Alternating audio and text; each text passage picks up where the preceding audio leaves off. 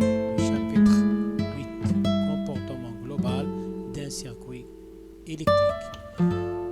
L'énoncé d'exercice. Donc, arrêtez la vidéo et essayez de répondre aux questions. Un moteur électrique transfère 80% d'énergie électrique reçue en énergie mécanique. L'énergie mécanique est de 3500 joules. Première question, calcule l'énergie électrique reçue par le moteur.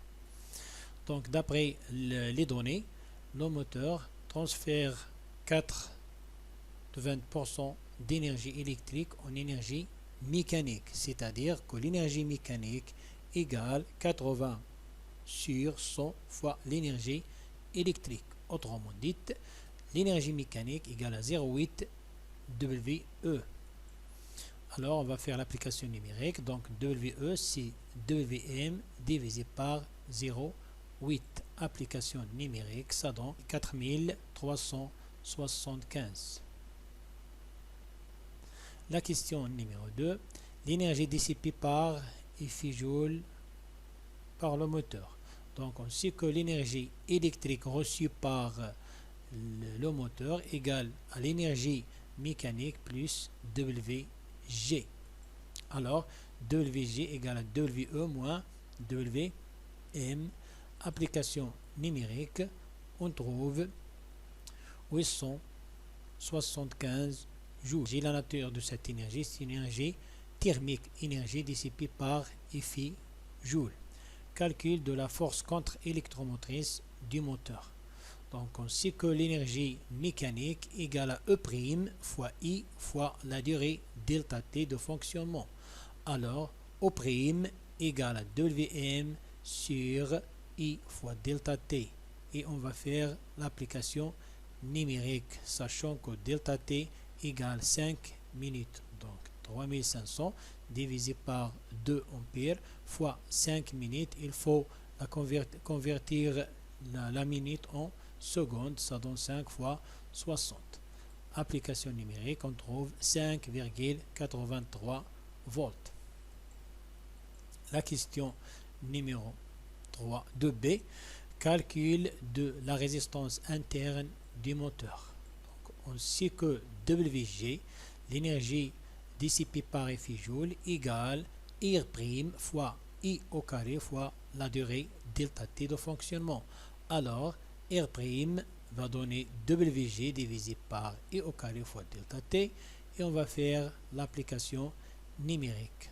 On trouve 1,45 ohms. La question numéro 4, calcul du rendement du moteur. On sait que le rendement ρ égale l'énergie mécanique divisé par l'énergie reçue électrique reçue par le moteur. Et on remplace tout simplement, on trouve 0,8, c'est-à-dire 80%.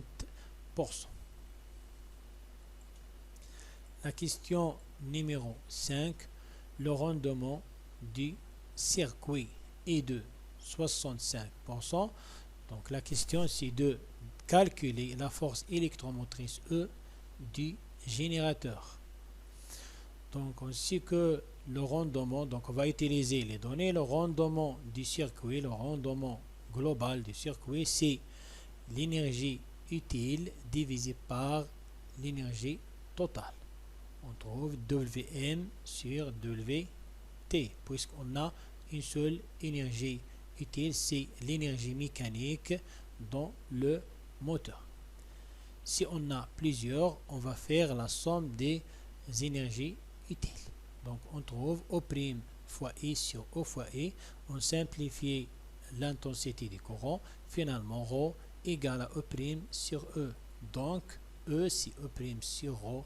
Et application numérique, la valeur c'est de à peu près 9 volts. B. La résistance R du générateur. Donc, d'après le schéma, la tension UPN aux bornes du générateur égale la tension UAB du moteur. Et d'après la loi d'Ohm, pour les récepteurs, UAB c'est E' plus R' fois I. application numérique, on trouve que la tension aux bornes du moteur c'est de 8,73 volts. Et d'autre part, d'après la loi d'Ohm pour les générateurs, on a UPN égale à E moins R fois I. Donc il faut sortir R. Alors R fois I égale à E moins UPN. On translate moins RI à l'autre côté, ça donne RI, le C moins devient plus, et la même chose, UPN devient moins UPN. Alors R égale à E moins UPN divisé par I. Application numérique, on trouve 0,13 ohms. On peut utiliser aussi une autre méthode, c'est la loi de Boyer. La loi de Boyer, que dès que l'intensité de courant est égale sigma dE moins sigma de E', puisqu'on a le moteur seulement, donc on va écrire E moins E' sur sigma des airs.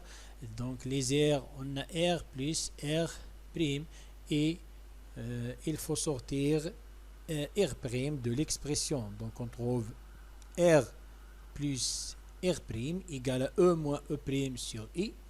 Alors finalement, R égale à E moins E' sur I moins R'. Application numérique, on trouve la même valeur, 0,13 ohms. J'espère que vous avez bien compris. S'il y a des questions, écrivez-la dans les commentaires et à la prochaine vidéo.